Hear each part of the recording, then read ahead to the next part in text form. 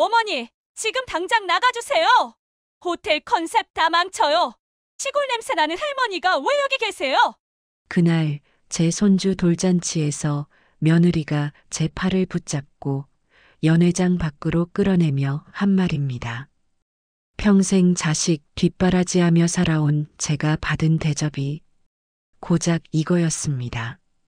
제가 당하고만 있었을까요? 며느리가 사람 볼 줄을 몰라서 제 성격을 몰랐나 봅니다. 저는 잠자코 당하는 성격이 아니거든요. 지금부터 손주 돌잔치에서 저를 내쫓은 아들 부부에게 제가 되갚아준 사연을 이야기해드리겠습니다. 먼저 구독과 좋아요를 눌러주세요. 그래야 저도 이야기할 맛이 납니다. 저는 올해 72, 정명숙입니다. 충남 공주의 작은 농촌 마을에서 평생을 살아왔습니다. 남편은 14년 전 간암으로 세상을 떠났고 저는 홀로 아들 하나를 키우며 악착같이 살았습니다. 매일 새벽 4시면 어김없이 일어났습니다. 아직 어둠이 짙은 시간, 머리에 수건을 두르고 고무장화를 신고 비닐하우스로 향했습니다. 방울토마토 농사가 제 생계였습니다. 허리가 끊어질 듯 아파도 하루 14시간씩 일했습니다. 여름엔 비닐하우스 안이 찜통이었습니다. 온도계가 45도를 넘나들 때도 저는 토마토 순을 따고 농약을 뿌렸습니다. 겨울엔 손이 제대로 펴지지도 않았습니다. 그래도 멈출 수 없었습니다. 아들 학비를 대야 했으니까요. 제 손톱 밑엔 늘 검은 흙이 끼어 있었습니다. 아무리 씻어도 빠지지 않는 흙대였습니다. 손바닥은 굳은 살로 두꺼워졌고 갈라진 틈 사이로 피가 배어나오기 일쑤였습니다. 면사무소에서 서류를 뗄 때에도 지문 인식이 안 되어 늘 애를 먹곤 합니다. 그래도 아들 현수만 바라보며 버텼습니다. 현수가 서울대에 합격했을 때 저는 마을회관에서 잔치를 열었습니다. 우리 아들이 서울대 가다니 그게 제 평생 최고의 자랑이었습니다. 대학 4년, 대학원 2년, 그리고 대기업 입사까지 제가 번 돈은 모두 현수에게 갔습니다. 저는 구멍난 고무장화를 신고 다녔지만 현수는 최신 노트북과 브랜드 옷을 입었습니다. 그게 하나뿐인 아들에게 모든 걸 해주는 제 기쁨이었습니다. 5년 전 현수가 결혼한다며 예비 며느리를 데려왔습니다. 이름은 김서연. 서울 강남에서 태어나 자란 피부가 의사였습니다. 첫인상부터 뭔가 불편한 기색이 역력했습니다. 어머니, 처음 뵙겠습니다. 잘 부탁드립니다. 인사는 공손했지만 제가 내민 손을 잡는 걸 망설이더군요. 제 거칠고 검은 손이 부담스러웠던 모양입니다. 제가 준비한 시골 밥상을 보고는 젓가락질도 제대로 하지 않았습니다. 결혼 준비 과정에서 저는 평생 모은 돈을 모두 털었습니다. 2억 3천만 원. 비닐하우스 6동을 팔고 논 3,000평을 팔아서 마련한 돈이었습니다. 그 돈으로 서울 강남에 전세를 얻어줬습니다. 사돈댁은 부유한 집안이었습니다. 서연의 아버지는 대형병원 원장, 어머니는 강남에서 부티크를 운영했습니다. 상견례 때부터 저를 무시하는 기색이 역력했습니다. 아이고, 시골에서 오시느라 고생하셨겠네요. 여기 음식이 입에 맞으실지 모르겠어요. 사돈이 제게 한 첫마디였습니다. 고급 한정식 집에서 저는 한마디도 하지 못했습니다. 수저를 드는 것조차 조심스러웠습니다. 결혼식은 그들이 원하는 대로 했습니다. 강남의 특급 호텔에서 성대하게 치렀습니다. 저는 한복을 입고 갔지만 서연이 준비해준 드레스로 갈아입어야 했습니다. 어머니, 한복은 너무 올드하세요. 이게 더 품격 있어 보일 거예요. 품격. 그 말이 비수처럼 가슴에 꽂혔습니다. 결혼 초엔 그래도 서연이 저를 어느 정도 챙겼습니다. 한 달에 한 번쯤은 현수와 함께 공주로 내려왔습니다. 제가 담근 김치며 장아찌를 가져가기도 했습니다. 하지만 시간이 지나면서 태도가 완전히 달라졌습니다. 어머니, 요즘은 이런 거 안 먹어요. 너무 짜고 냄새나요.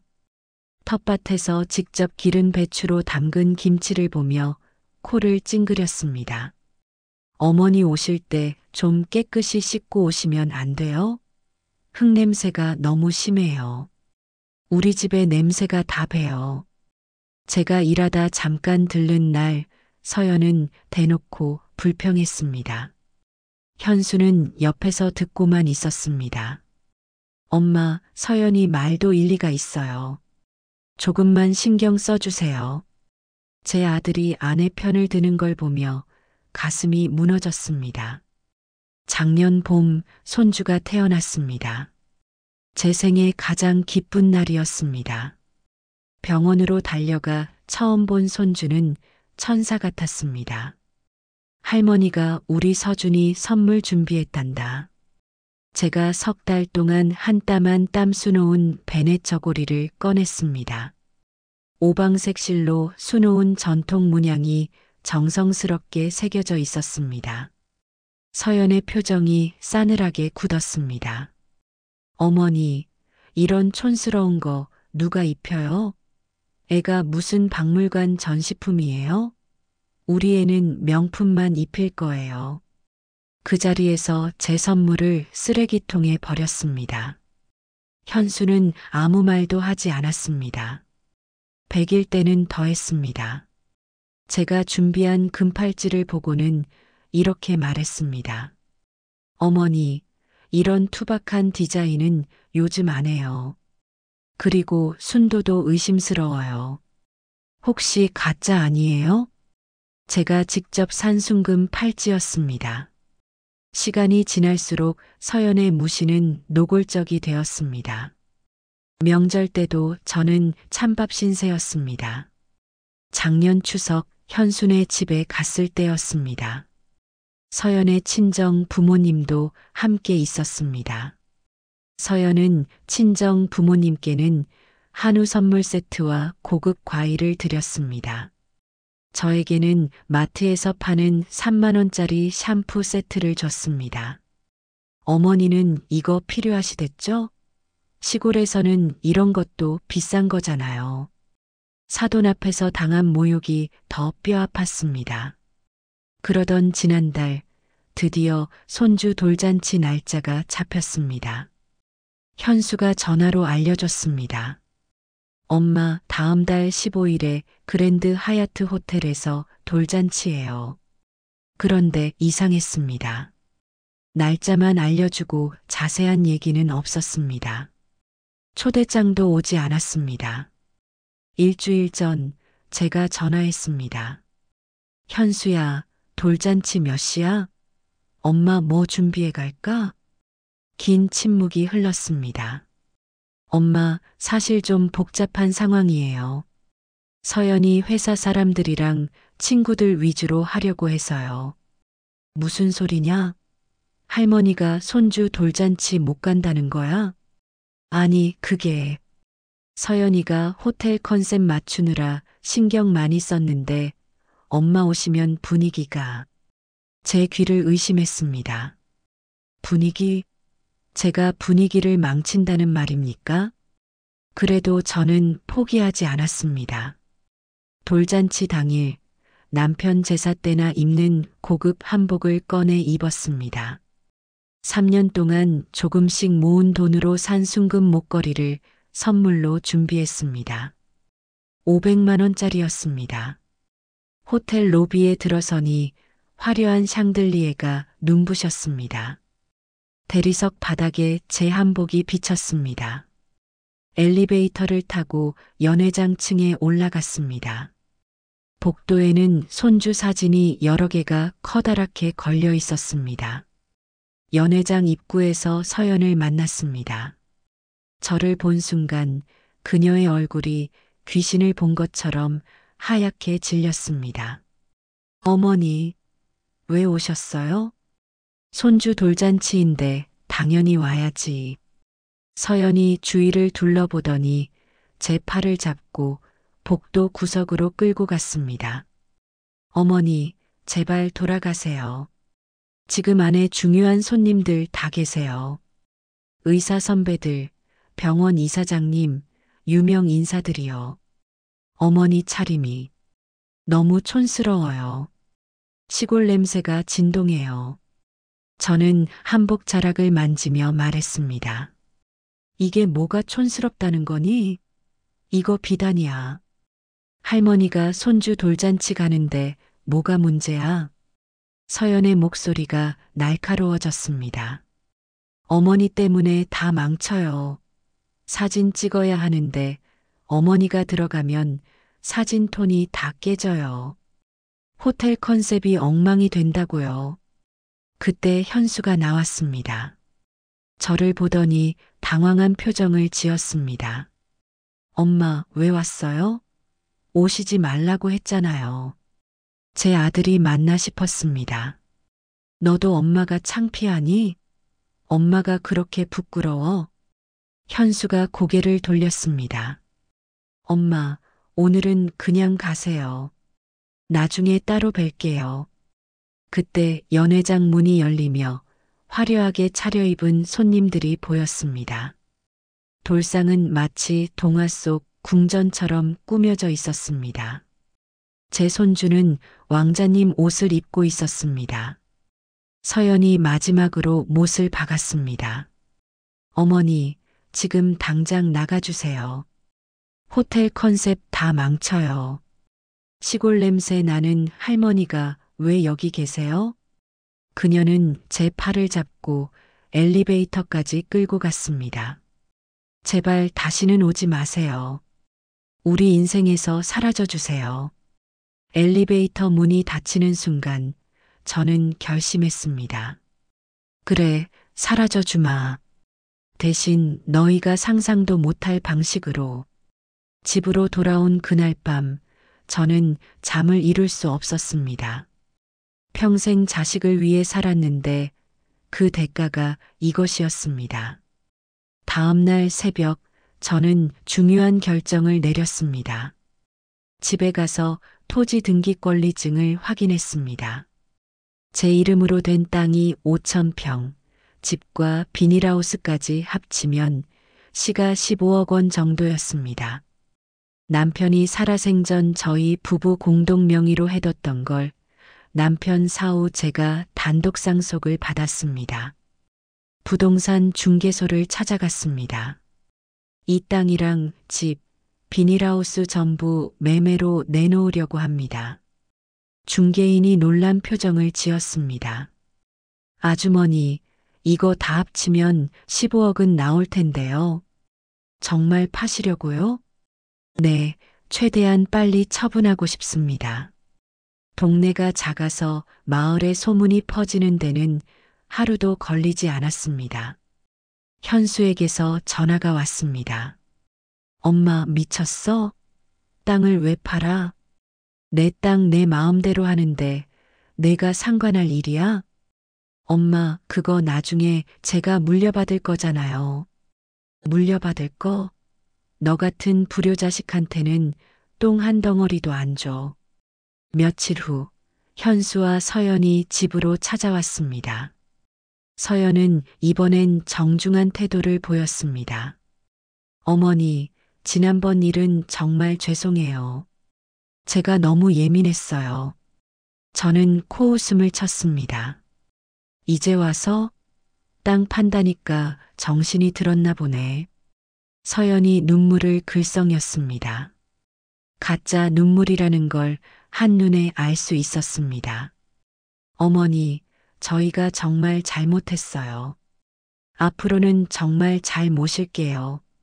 매주 찾아뵙고 명절도 꼭 함께하고 현수도 거들었습니다. 엄마, 그 땅은 아버지 유산이잖아요. 아버지가 저한테 물려주라고 했잖아요. 저는 서랍에서 서류 하나를 꺼냈습니다. 남편이 죽기 전에 쓴 자필 유언장이었습니다. 여기 뭐라고 써 있는지 읽어봐라. 모든 재산은 아내 정명숙에게 상속하며 아내가 원하는 대로 처분할 수 있다. 내 아버지는 나를 믿었어. 너처럼 나를 무시하지 않았지. 일주일 만에 매매 계약이 성사됐습니다. 15억 3천만 원. 시골 땅치고는 좋은 가격이었습니다. 개발 예정 소문이 돌면서 값이 올랐던 것입니다. 계약금 3억을 받은 날, 저는 강원도 속초의 고급 실버타운을 계약했습니다. 입주금 5억, 월 관리비 400만 원이었습니다. 나머지 돈은 따로 빼두었습니다. 현수가 다시 찾아왔을 때 저는 이삿짐을 싸고 있었습니다. 엄마, 제발 한 번만 용서해 주세요. 서연이도 진심으로 반성하고 있어요. 반성? 돌잔치 때 나를 쫓아낸 건 평생 잊을 수 없어. 시골 냄새 난다며 창피하다고 했잖아. 엄마, 그래도 가족인데. 가족? 가족이 그렇게 대접해? 나도 사람이야. 존중받을 자격이 있다고. 서연이 무릎을 꿇었습니다. 어머니, 정말 죄송해요. 제가 정말 못됐어요. 다시는 그러지 않을게요. 저는 차갑게 말했습니다. 늦었어. 이미 계약 다 끝났고 나는 내일 떠나. 앞으로 연락하지 마. 나도 너희 연락 안 받을 거야. 엄마, 그럼 돈이라도. 저희 생활이 너무 힘들어요. 서연이 병원도 적자고 제 월급으론. 너희 생활? 내가 알 바 아니야. 알아서 살아. 다음 날 저는 공주를 떠났습니다. 30년 살던 집을 뒤돌아보지 않았습니다. 실버타운은 바다가 보이는 곳에 있었습니다. 시설은 호텔 못지않게 화려했습니다. 무엇보다 직원들이 저에게 정중하게 대했습니다. 어르신, 오늘 컨디션은 어떠세요? 필요한 거 있으시면 언제든 말씀하세요. 이런 대접을 받아본 게 얼마만인지 모르겠습니다. 같은 층에 사는 김 여사님과 금세 친해졌습니다. 그녀도 비슷한 사연이 있었습니다. 제 며느리도 저를 무시했어요. 그래서 재산 다 정리하고 여기 왔죠. 후회 없어요. 우리는 매일 바다를 보며 차를 마셨습니다. 서너 달이 지났을 때 현수에게서 문자가 왔습니다. 엄마, 서연이랑 이혼 진행 중이에요. 서연이가 돈 문제로 친정에서도 외면받고 있대요. 저도 회사에서 스트레스 받아서 우울증 치료받고 있어요. 엄마가 보고 싶어요. 저는 답장하지 않았습니다. 어느 날 현수가 손주를 데리고 실버타운을 찾아왔습니다. 경비실에서 제게 연락이 왔습니다. 아드님이 오셨는데 들여보낼까요? 안 됩니다. 면회 거부 명단에 올려주세요. 하지만 손주 생각에 마음이 약해져서 로비로 내려갔습니다. 유리문 너머로 손주가 보였습니다. 많이 컸더군요. 현수가 저를 보고 달려왔습니다. 엄마, 정말 보고 싶었어요. 저는 유리문을 사이에 두고 말했습니다. 돌잔치 때는 엄마 필요 없다더니 이제 와서 찾아오니? 엄마, 제가 정말 잘못했어요. 그때 제가 정신이 나갔었어요. 용서해 주세요. 용서? 그건 내가 평생 구해야 할 거야. 나는 이제 내 인생 살 거니까 오지 마. 엄마, 그래도 손주는 봐주세요. 애가 할머니 보고 싶어 해요. 손주를 보니 마음이 아팠습니다. 하지만 물러설 수 없었습니다. 한 달에 한 번, 일요일 오후 2시에 30분만 면회 허락하겠어. 그것도 손주만. 너는 오지 마. 엄마. 그리고 기억해. 내가 물려줄 재산은 없어. 내 돈은 내가 다 쓰고 갈 거야. 사실 아직 5억 정도가 남아 있었습니다. 하지만 그 돈은 제 노후를 위한 것이었습니다. 그리고 일부는 손주를 위해 신탁으로 묶어둘 생각이었습니다. 현수는 한 푼도 건드릴 수 없도록 말입니다. 1년이 지났습니다. 서연과 이혼한 현수는 월세방에서 혼자 살고 있다고 들었습니다. 서연은 병원이 파산하고 친정마저 외면한 채 미국으로 떠났다는 소문이 들렸습니다. 저는 실버타운에서 행복한 노후를 보내고 있습니다. 아침엔 요가를 하고 오후엔 친구들과 게이트볼을 칩니다. 저녁엔 와인을 마시며 클래식 음악을 듣습니다.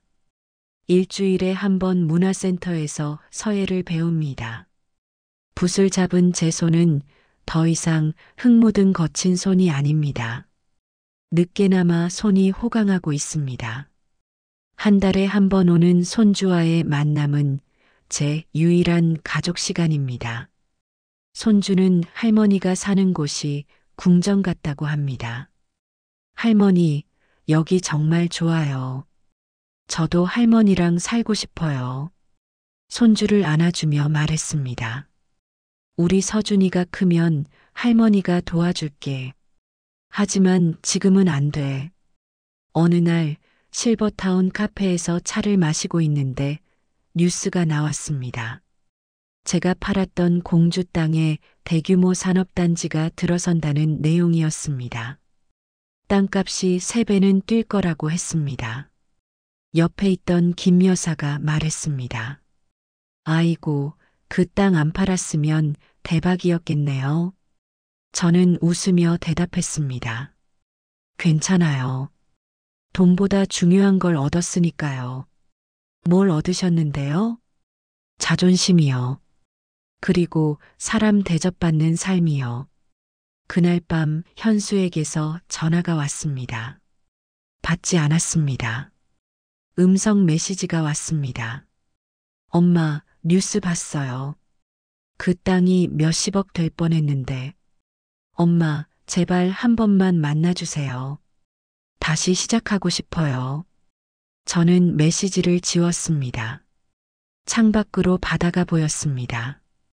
달빛이 파도 위에 부서지는 모습이 아름다웠습니다. 침대에 누워 일기를 썼습니다. 오늘도 행복한 하루였다. 시골 냄새가 나든 말든, 촌스럽든 말든, 나는 나답게 살고 있다. 그것만으로 충분하다. 며칠 후 변호사를 불러 유언장을 작성했습니다. 모든 재산은 손주 서준이가 25세가 되면 받을 수 있도록 신탁을 설정했습니다. 단 조건이 있었습니다. 대학을 졸업하고 봉사활동 500시간을 채워야 한다는 것이었습니다. 현수에게는 단 한 푼도 남기지 않았습니다. 변호사가 물었습니다. 정말 아드님께는 아무것도 안 남기시나요? 네, 아들에게 줄 건 이미 다 줬어요. 제 청춘과 제 인생을 줬죠. 그걸로도 모자라서 저를 쫓아냈으니 이제 더 줄 건 없습니다. 변호사가 서류를 정리하며 고개를 끄덕였습니다. 알겠습니다. 법적으로 아무 문제 없이 처리해 드리겠습니다. 그해 겨울, 저는 실버타운 친구들과 유럽 여행을 갔습니다. 파리의 에펠탑 앞에서 사진을 찍었습니다. 로마의 트레비 분수에 동전을 던졌습니다. 스위스의 알프스를 보며 와인을 마셨습니다. 평생 꿈꿔왔지만 갈 수 없었던 곳들이었습니다. 자식 뒷바라지하느라, 돈 모으느라 미뤄뒀던 꿈이었습니다. 여행 중에 현수에게서 수십 통의 문자가 왔습니다. 읽지도 않고 지웠습니다. 한국으로 돌아왔을 때 실버타운 로비에서 뜻밖의 사람을 만났습니다. 서연이었습니다. 미국에 있다던 그녀가 초췌한 모습으로 서 있었습니다. 명품 백 대신 낡은 가방을 들고 있었고 화려했던 얼굴은 수척해져 있었습니다. 어머니, 저는 그녀를 스쳐 지나가려 했습니다. 어머니, 제발 제 말 좀 들어주세요. 제가 정말 잘못했어요. 서연이 제 앞을 막아섰습니다. 미국에서 사업하다가 완전히 망했어요. 친정조차도 저를 외면해요. 이혼하고 나니까 아무도 저를 안 도와줘요. 현수 오빠라도 다시 만나고 싶은데 오빠가 절 안 만나줘요. 저는 차갑게 말했습니다. 그게 나랑 무슨 상관이야? 어머니가 오빠를 설득해 주세요. 제가 정말 반성했어요. 다시 시작하고 싶어요. 서연이 제 발 앞에 무릎을 꿇었습니다. 로비에 있던 사람들이 다 쳐다봤습니다. 어머니, 제발이요. 제가 어머니를 시골 냄새 난다고 무시한 것, 돌잔치에서 쫓아낸 것, 다 제가 미쳤었어요. 용서해 주세요. 저는 서연을 내려다보며 말했습니다. 늦었어. 내가 나를 쫓아냈을 때 우리 관계는 끝난 거야. 그리고 현수와 내 관계도 마찬가지고 이제 와서 무릎 꿇어도 소용없어. 어머니, 한 번만. 경비 아저씨, 이분 내보내주세요. 다시는 들어오지 못하게 해주세요. 경비원이 와서 서연을 밖으로 안내했습니다. 그녀의 울부짖는 소리가 멀어져 갔습니다. 그날 밤 김 여사와 와인을 마시며 이야기했습니다. 며느리가 찾아왔다면서요? 용서해 주지 그랬어요. 김 여사님, 어떤 상처는 용서할 수 없는 거예요. 특히 사람의 존재 자체를 부정하는 모욕은요. 맞아요. 우리가 시골 출신이면 어때요? 우리가 땀 흘려 일한 돈으로 자식들 다 키웠는데. 그렇죠. 그런데 그 자식들이 우리를 창피해하고 무시했잖아요. 그런 자식은 자식도 아니에요. 2달 후 현수가 편지를 보냈습니다. 실버타운 우편함에 두툼한 편지가 들어 있었습니다. 엄마, 저 지금 많이 아픕니다. 우울증이 심해져서 병원에 입원했어요. 매일 엄마 생각만 해요. 제가 엄마께 얼마나 큰 상처를 드렸는지 이제야 깨달았어요. 돌잔치 그날 제가 엄마를 지켜드렸어야 했는데, 서연이 엄마를 쫓아낼 때 제가 막았어야 했는데, 저는 정말 못난 자식입니다. 엄마가 평생 고생하신 걸 알면서도 무시했어요. 엄마 손이 왜 그렇게 거친지, 왜 흙냄새가 나는지 다 알면서도 창피해했어요. 이제야 깨달았어요. 그 거친 손이 저를 키운 손이었다는 걸, 그 흙냄새가 제 학비를 댄 냄새였다는 걸. 엄마 용서 못 해주셔도 돼요. 대신 건강하세요. 그리고 행복하세요. 제가 드릴 수 있는 게 이제 그 말뿐이네요. 편지를 읽고 잠시 마음이 흔들렸습니다. 하지만 답장은 하지 않았습니다. 대신 손주 면회 시간을 한 달에 2번으로 늘려줬습니다. 봄이 왔습니다. 실버타운 정원에 벚꽃이 만개했습니다. 친구들과 벚꽃 아래서 막걸리를 마셨습니다. 순자 씨가 물었습니다. 명숙 씨, 후회 안 해요? 자식과 인연을 끄는 거? 저는 벚꽃잎이 떨어지는 걸 보며 대답했습니다. 후회요? 전혀요. 오히려 진작 이렇게 할 걸 그랬어요. 평생 자식한테 올인했는데 돌아온 건 무시와 모욕이었잖아요. 이제라도 제 인생을 찾은 게 다행이죠. 맞아요. 우리 나이에 무슨 미련이 있겠어요. 남은 인생이라도 우리 것으로 살아야죠. 여름 저는 제주도로 한 달 살기를 떠났습니다. 실버타운에서 리모델링하는 동안 운영하는 프로그램이었습니다. 제주도의 작은 펜션에서 매일 바다를 보며 지냈습니다. 아침엔 해변을 산책하고 낮엔 카페에서 책을 읽고 저녁엔 노을을 보며 일기를 썼습니다. 그곳에서 새로운 친구도 만났습니다. 75세의 박 선생님이었습니다. 은퇴한 교수였는데 역시 자식들과 연을 끊고 혼자 사는 분이었습니다. 자식이 효도할 거라는 기대를 버리니 인생이 편해지더군요. 이제 제 삶의 주인은 저니까요. 박 선생님의 말이 제 마음에 깊이 새겨졌습니다. 어느 날 현수가 제주도까지 찾아왔습니다. 펜션 앞에서 기다리고 있었습니다. 많이 야위어 있었습니다. 엄마, 제주도에 계신다는 소식 듣고 왔어요. 왜 왔어? 오지 말라고 했잖아. 엄마, 저 곧 수술 받아요. 위에 종양이 생겼대요.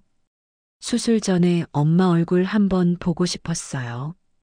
마음이 흔들렸지만 저는 단호했습니다. 그래, 수술 잘 받아. 하지만 나는 병원에 가지 않을 거야. 엄마, 현수야, 내가 날 버렸을 때 우리 관계는 끝났어.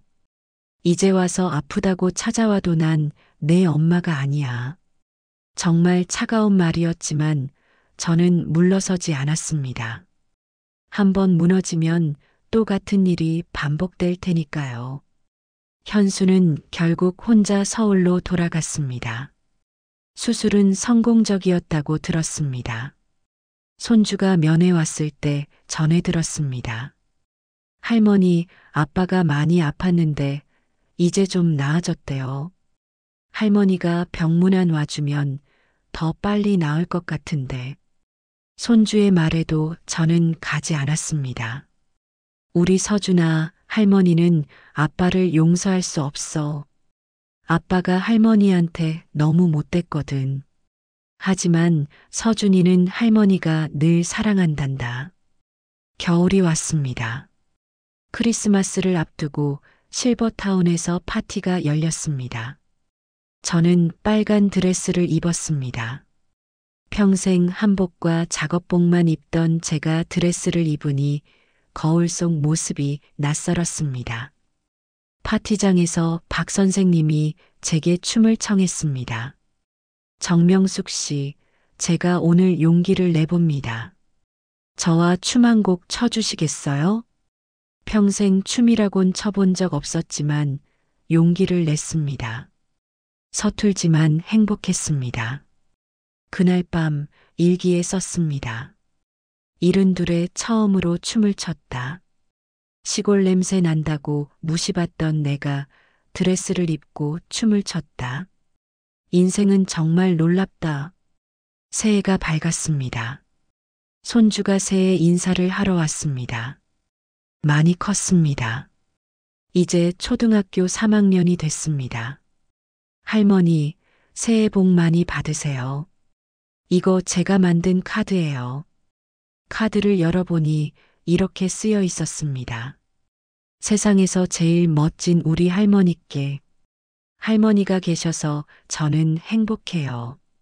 사랑해요. 눈물이 났습니다. 서준아, 할머니도 너를 정말 사랑한다. 할머니가 아빠한테는 줄 수 없는 사랑을 다 너한테 줄게. 착한 우리 서준이. 늘 당당하게 살아. 누구에게도 무시당하지 말고. 그해 봄 충격적인 소식을 들었습니다. 서연이 극단적 선택을 했다는 것이었습니다. 미국에서 사업 실패 후 빚더미에 앉았고 우울증을 앓다가 그런 선택을 했다고 합니다. 복잡한 감정이 들었습니다. 미워했지만 한때는 가족이었던 사람이었으니까요. 현수가 전화를 걸어왔습니다. 받지 않았습니다. 음성 메시지를 남겼습니다. 엄마, 서연이가 죽었어요. 장례식장에서 서연이 부모님이 엄마를 찾아요. 한 번만 와주세요. 제발이요. 저는 가지 않았습니다. 죽음 앞에서도 용서할 수 없는 상처가 있습니다. 대신 조의금 봉투를 택배로 보냈습니다. 200만 원을 넣었습니다. 그게 제가 할 수 있는 마지막 예의였습니다. 여름, 제 73세 생일이었습니다. 실버타운 친구들이 깜짝 파티를 열어줬습니다. 케이크에 촛불이 73개나 꽂혀 있었습니다. 생일 축하합니다. 건강하게 오래오래 사세요. 평생 변변한 생일 파티 한 번 못 받아봤는데 이 나이에 이런 축하를 받으니 눈물이 났습니다. 박 선생님이 제게 선물을 주셨습니다. 예쁜 스카프였습니다. 이거 파리에서 샀어요. 명숙 씨한테 잘 어울릴 것 같아서요. 평생 실용적인 것만 선물 받았는데 이렇게 예쁜 선물을 받으니 소녀가 된 기분이었습니다. 그날 밤 현수에게서 문자가 왔습니다. 엄마 생일 축하해요. 건강하세요. 사랑합니다. 답장하지 않았습니다. 하지만 처음으로 메시지를 지우지 않고 남겨뒀습니다. 가을 실버타운에서 단체로 일본 여행을 갔습니다. 교토의 청수사에서 소원을 빌었습니다. 남은 인생 건강하게 나답게 살게 해주세요. 온천에서 친구들과 이야기를 나눴습니다. 명숙 씨, 아들이랑 화해할 생각 없어요? 박 여사가 물었습니다. 없어요. 한번 깨진 그릇은 다시 붙여도 금이 가 있잖아요. 차라리 새 그릇으로 새 시작하는 게 나아요. 맞아요. 우리 나이에 스트레스 받으며 살기엔 남은 시간이 너무 아까워요. 겨울 폭설이 내렸습니다. 실버타운은 난방이 잘 되어 따뜻했습니다. 창밖으로 보이는 설경이 아름다웠습니다. 공주에서 살 때는 겨울이 지옥이었습니다. 비닐하우스 난방비 걱정, 수도 동파 걱정, 눈 치우느라 허리 아픈 것. 지금은 그 모든 걱정에서 자유로웠습니다. 저녁 벽난로 앞에서 책을 읽고 있는데 뉴스가 나왔습니다. 충남 공주 일대 대규모 개발, 땅값 3배 폭등. 제가 팔았던 땅이 이제 45억이 된다는 내용이었습니다. 친구들이 안타까워했습니다. 아이고, 그때 안 팔았으면 대박이었겠네요. 저는 웃으며 대답했습니다. 돈이 전부는 아니에요. 저는 이미 제일 중요한 걸 얻었어요. 자존심과 행복이요. 박 선생님과의 관계도 깊어졌습니다. 이제는 거의 매일 저녁을 함께 먹었습니다. 명숙 씨, 우리 남은 인생 함께해요. 외롭게 살기엔 시간이 아까워요. 고백이었습니다. 이 나이에 고백을 받을 줄은 몰랐습니다. 저도 그러고 싶어요. 하지만 결혼은 싫어요. 그냥 친구로, 동반자로 지내요. 좋아요. 그것만으로도 충분해요. 우리는 약속했습니다. 서로의 독립성을 지키면서 외롭지 않게 함께하기로. 봄 벚꽃이 다시 피었습니다. 여름 제주도로 다시 한 달 살기를 떠났습니다. 이번엔 박 선생님과 함께였습니다. 매일이 즐거웠습니다. 함께 요리하고 산책하고 책 읽고 영화 보고 이런 게 행복이구나. 평생 몰랐던 행복을 이제야 알게 됐네요. 박 선생님이 말했습니다. 늦었다고 생각할 때가 가장 빠른 때라고 하잖아요. 우리도 이제부터 시작이에요. 어느 날 저녁 노을을 보며 와인을 마시는데 문득 생각이 났습니다. 만약 그때 현수와 서연을 용서했다면 어땠을까? 아마 또 무시당하고 또 상처받고 결국 비참하게 살다 죽었을 것 같았습니다. 제가 한 선택을 후회하지 않았습니다. 그해 겨울 손주가 중학생이 되었습니다. 키가 많이 컸습니다. 이제는 저를 내려다봤습니다. 그 후로도 평화로운 날들이 계속됐습니다. 매일 아침 요가, 오후엔 친구들과 수다, 저녁엔 박 선생님과 데이트, 75세 생일날 특별한 선물을 받았습니다. 변호사가 찾아와 봉투를 건넸습니다. 이건 뭐죠? 손주분 신탁계좌 첫 운용 수익입니다. 생각보다 수익률이 좋아서 5억이 7억이 됐습니다. 놀라웠습니다.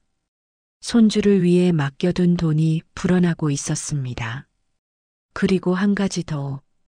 아드님이 매달 100만 원씩 어머님 계좌로 송금하고 있습니다. 거부하실 줄 알고 익명으로 보내고 있는데 알려드려야 할 것 같아서요. 현수가 매달 돈을 보내고 있었다니. 그 돈은 돌려보내세요. 받고 싶지 않아요.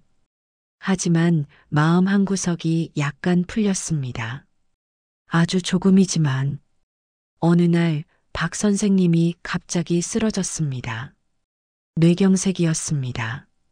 다행히 빨리 발견해서 생명은 건졌지만 반신마비가 왔습니다. 명숙 씨, 이제 제가 짐이 될 것 같아요. 저 때문에 고생하지 마세요. 박 선생님이 병상에서 말했습니다. 무슨 소리예요? 우리가 약속했잖아요. 함께 하기로. 제가 끝까지 옆에 있을게요. 매일 병원에 가서 간호했습니다.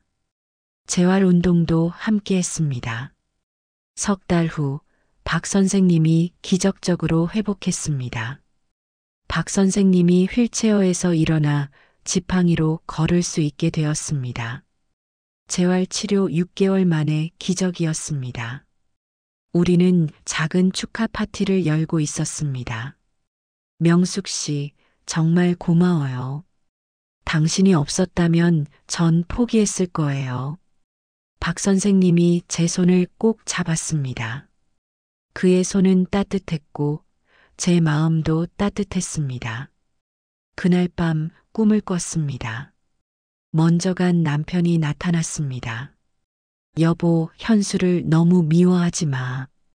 걔도 후회하고 있잖아.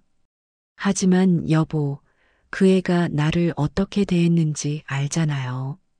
알아. 하지만 그래도 우리 자식이야. 한 번쯤은 만나줘. 꿈에서 깨어나니 베개가 젖어 있었습니다. 로비에서 낯익은 사람을 봤습니다. 현수였습니다. 많이 야위고 초췌해진 모습이었습니다. 머리는 반백이 되어 있었고 깊은 주름이 얼굴을 덮고 있었습니다. 엄마, 그냥 멀리서라도 한번 뵙고 싶었어요. 저는 그를 지나쳐 갔습니다. 하지만 발걸음이 무거웠습니다. 차를 타려는데 현수가 뒤에서 외쳤습니다. 엄마, 정말 죄송했어요. 평생 후회하며 살게요. 그래도 건강하세요. 뒤돌아보지 않았지만 그의 목소리에 담긴 절박함이 가슴을 찔렀습니다. 박 선생님과 저녁을 먹었습니다. 아드님을 만났다면서요? 네, 우연히 마주쳤어요. 어떠셨어요? 많이 늙었더라고요. 불쌍하기도 하고. 하지만 여전히 용서할 수는 없어요. 그럴 수 있어요. 시간이 더 필요한가 봐요. 새해가 밝았습니다. 제 나이 76이 되었습니다. 그날 밤 창밖을 보며 생각했습니다. 만약 그때 며느리가 저를 쫓아내지 않았다면 아마 지금도 무시당하며 눈치 보며 살았을 것입니다. 그 모욕이 오히려 제 인생을 바꿨습니다. 때로는 최악의 순간이 최고의 전환점이 되기도 하는 것 같습니다. 저는 그 어느 때보다 행복합니다. 이 영상이 시원하셨다면 좋아요와 구독 알림 설정 부탁드립니다. 댓글도 많이 남겨주세요. 그래야 다음 영상도 준비가 됩니다.